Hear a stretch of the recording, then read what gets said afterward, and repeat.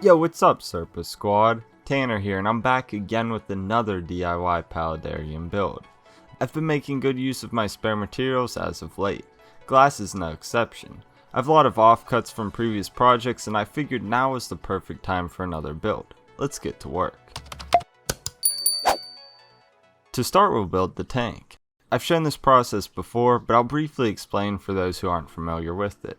I measure the glass and clamp a straight edge over the marks.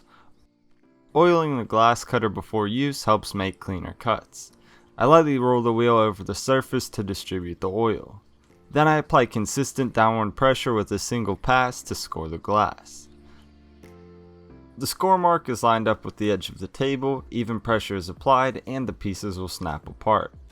Once all of the pieces are cut, give the edges a quick sand so they aren't sharp.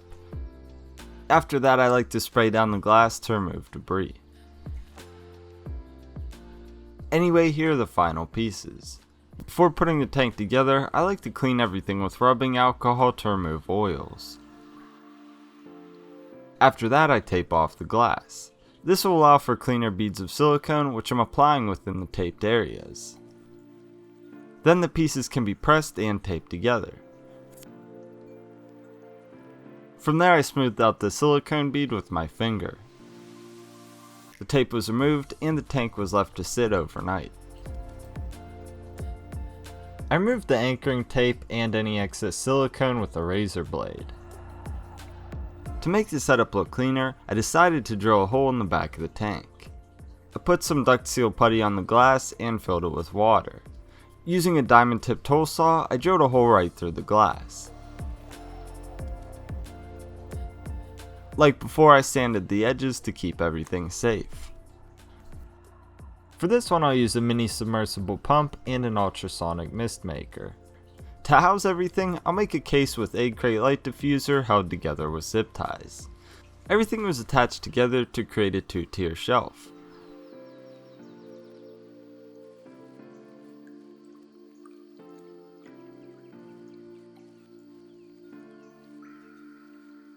I placed it in the center of the tank to get an idea of how it will look. It looked good, so I secured it to the back of the tank with hot glue.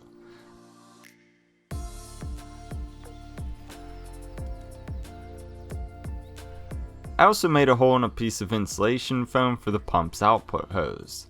The pump was routed through the platform, the mist maker was put on top, and the foam was placed over the output.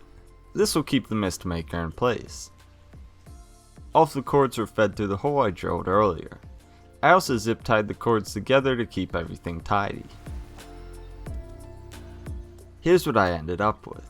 Although it would take some work to access, the idea was to create something I could service down the road if need be. To conceal the hole in the back of the tank, I utilized a piece of knitting mesh and more duct seal putty. I put the mesh over the hole and covered both sides with putty. This will be more than adequate because this area won't be in direct contact with water. Plus, it will make it easy for me to access and adjust if need be. Next, I'll conceal the structure with geotextile fabric. I applied hot glue to the fabric and pressed it onto the back of the tank. Now we can hardscape the setup and add the background. For hardscape, I'm going to use gray elephant skin stone. This is a great stone with a lot of cool textures that I think will be perfect for this design. To evenly distribute the weight of these stones, I use insulation foam. Also for the background, I use cocoa fiber liner. Before adding the stones, I used hot glue to attach the cocoa fiber liner to the back of the tank. For this one, I really want to be mindful of the faces of the stones. They have nice textures I want to showcase in this design. I also want the stones to lock together without using foam or silicone. It took a while to get it just right, but eventually the pieces fit. With the stones situated, I cut away the excess insulation foam. Here's the base hardscape layout. I think it looks pretty cool and was achieved only with a few stones. I'll also utilize dragon root to hardscape this setup. I wanted these to drape over the top of the stones with a few going down into the water. I didn't want to go overboard because I still want to see the textures in the stone.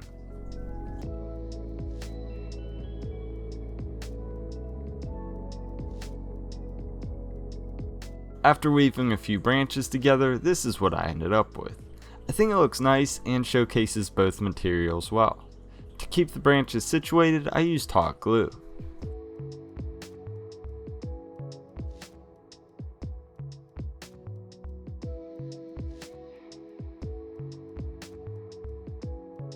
Before moving any further, I need to account for cracks between the stones.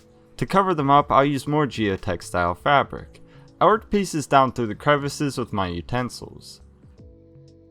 With that addressed, we can add the substrate. For this one, I'll use a mix of various aquatic soils I pulled from an aquarium I just dismantled. I put a funnel behind the rock work and used it to distribute the substrates.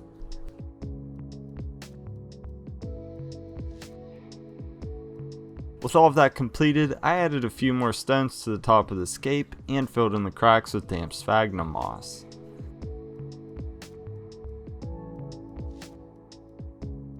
After that, I gave the tank a test fill to see how the components work.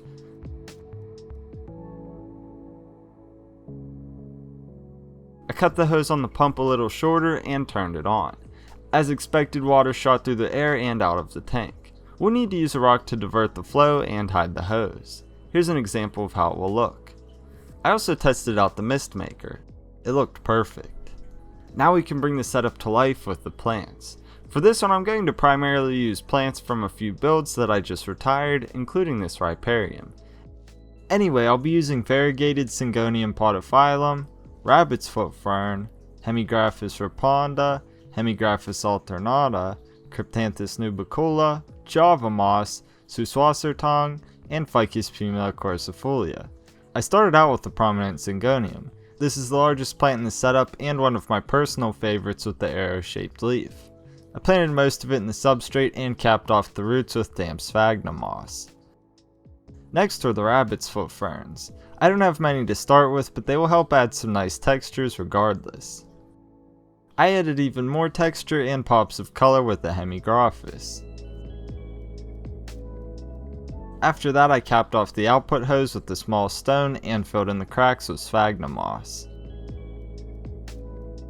I put the Cryptanthus in this spot. From there, I planted all of the purple waffle plant in the background. To complete this portion of the planting, I stuffed Java moss between the cracks and the stones. I didn't go overboard with the moss because, as I said earlier, I really want to showcase the stone textures. Now we can move on to the substrates. For this one, I'll use garnet sand and angular gravel. I put sand in the bottom of the enclosure and evened it out with a brush. I also added another stone to the scape. More sand was dispersed like before. I also included more driftwood, which I later removed because I thought it looked out of place. After that, I moved the tank to its final spot on the redesigned terrarium shelf. It was filled with water and I added the gravel. These blend really well with the elephant skin stone and help make for a more natural looking transition into the rocky background. I also added the remainder of the plants, including the Ficus pumila and Suswassertong. I topped it off with an array of floating plants.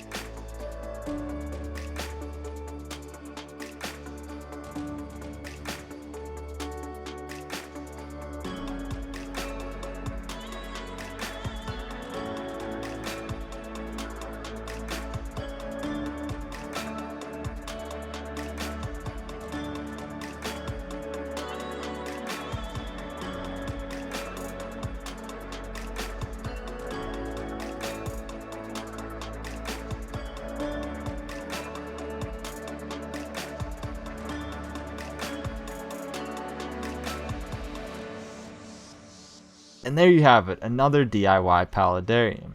I had a really fun time making this one and I think it turned out great. However, I was limited because I was working exclusively with materials I already had around the house. That made things more challenging, but I liked the end result nonetheless. I guess my main critique would be that I wish I had a better variety of plants, but again, I was working with what I had at the moment.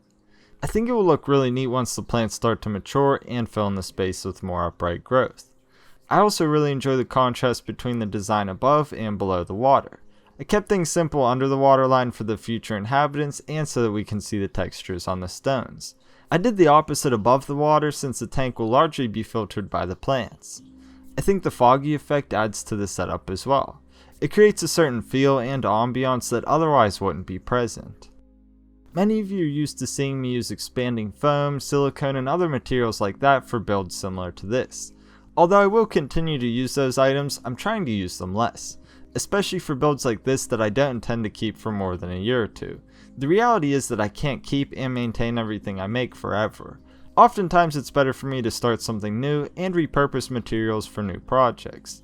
The items I mentioned earlier make that more difficult and are better suited for long-term projects. I just wanted to throw that in there for those of you wondering why I did things differently with this one. Anyway, that's all for now. As always, I really hope you enjoyed this one and learned something new. Let me know what you thought about the finished product down in the comments. Thank you so much for watching. Until next time, Serpa Squad, take care and peace.